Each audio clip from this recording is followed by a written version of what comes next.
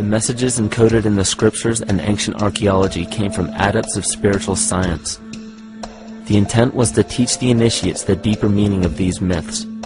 What became later termed as Lucifer, Satan, or the Devil was representative of the ego, which rivals the Lord, the representative of the self. The true self is the epicenter of a person's entire being. It is the total sum of everything that we are. The false ego, on the other hand, is the idea and concept we create about ourselves in the course of our lives, which typically excludes any qualities we don't wish to accept about ourselves. However, humanity has been endowed with the freedom to choose either to obey the true self or to give in to the temptation of the vanity and materialism of the false ego. Cancer begins with a group of cells within a community that fail to communicate with the conscious signal of the organism. Those cells begin to grow out of control and spread to other areas of the organism. This very disease is evident in our world today. The cancer upon our earth is the domination of our false ego and our divorce from nature. The cancer upon our earth is the domination of our false ego and our divorce from nature.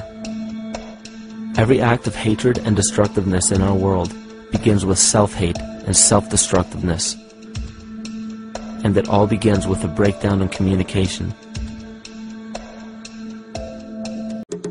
This parasite called our false ego requires a continuous flow of sustenance to survive. Food, fuel, and any other form of sustenance is energy. Human consciousness is an electromagnetic field of energy. When this potential energy is utilized, it then releases kinetic energy, which is used to perpetuate the false ego. Think of any position of power that you believe to be above you. Royal families, government leaders, the United Nations, financial organizations, corporate monopolies, and media juggernauts. These are all facets of our false ego.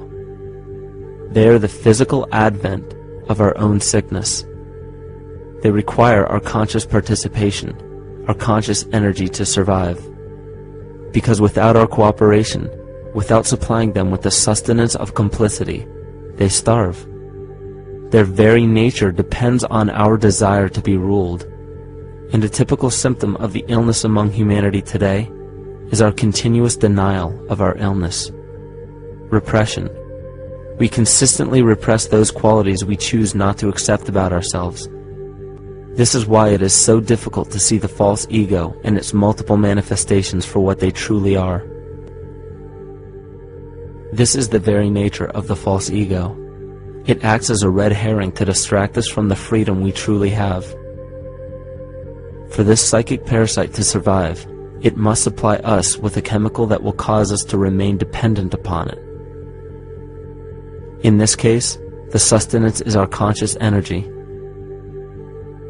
And in order for us to feed it to the parasite, the chemical of fear causes humanity to crave protection and defense.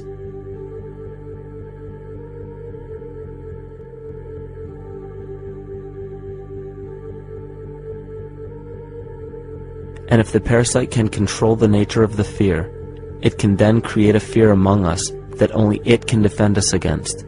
It also works the same in every individual psyche.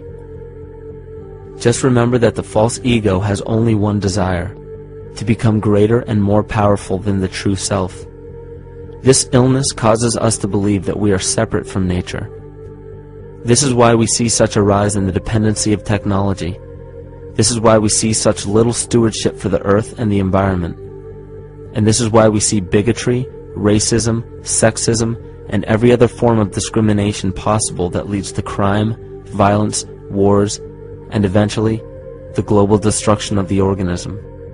This endless state of fear, confusion, and segregation our world seems to live in is a symptom of the false ego creating a false threat.